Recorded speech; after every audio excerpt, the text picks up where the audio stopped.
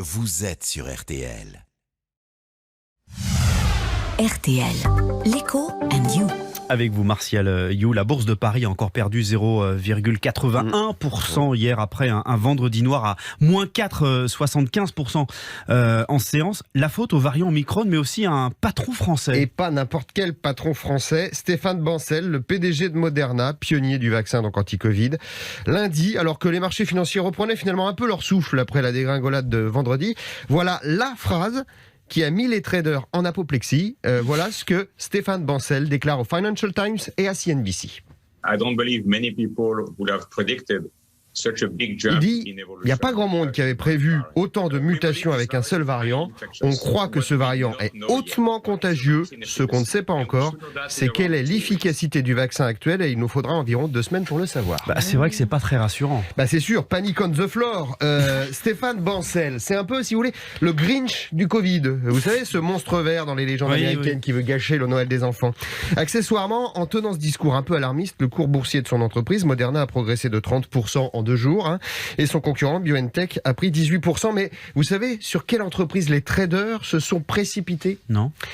Top Gloves, plus 40%. Supermax, plus 33%. C'est quoi, ça ?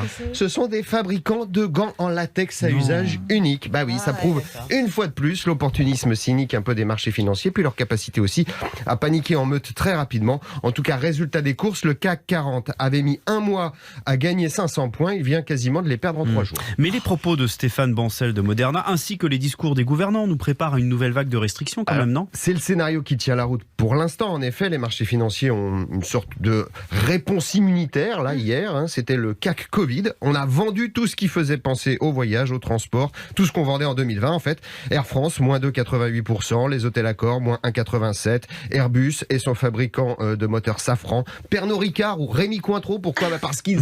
Non, pas parce qu'il faut boire, mais parce qu'ils exportent leurs alcools un peu partout dans le monde. Bon, et on retrouve les automatismes de la période Covid, c'est normal ça. Et ça c'est quand même une réaction assez étonnante. En Occident, en France, on a 88% ce matin, j'ai regardé, de la population vaccinée. Donc les marchés financiers paniquent et les autorités politiques commencent à parler de jauge pour les soirées du réveillon et de rassemblements en groupe restreint, comme si le vaccin ne nous protégeait plus. Hier, à la Bourse de Paris, les entreprises qui brillaient étaient Score, plus 4,08%, et la Covace, plus 2,3%. Alors vous connaissez sans doute pas ces entreprises, parce que ce sont des réassureurs. Autrement dit, les assureurs des assureurs. Ça veut dire quoi ? Que le monde de l'économie est persuadé que les entreprises vont avoir du mal à résister à cette nouvelle vague, si elle est aussi violente que les 4 vagues précédentes. Vous nous faites un peu peur ce matin, Martial. Oui, Votre plus à Buffalo Grill.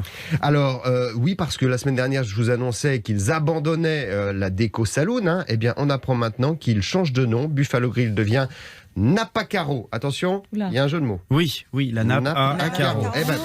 Votre note, 13 sur 20, Leroy Merlin. Un accord a été trouvé hier soir avec la direction. Après 3 semaines de grève, les salariés de l'enseigne de bricolage ont obtenu 65 € de plus par mois, ce qui représente une augmentation collective de 3,9%. Merci beaucoup, Martial.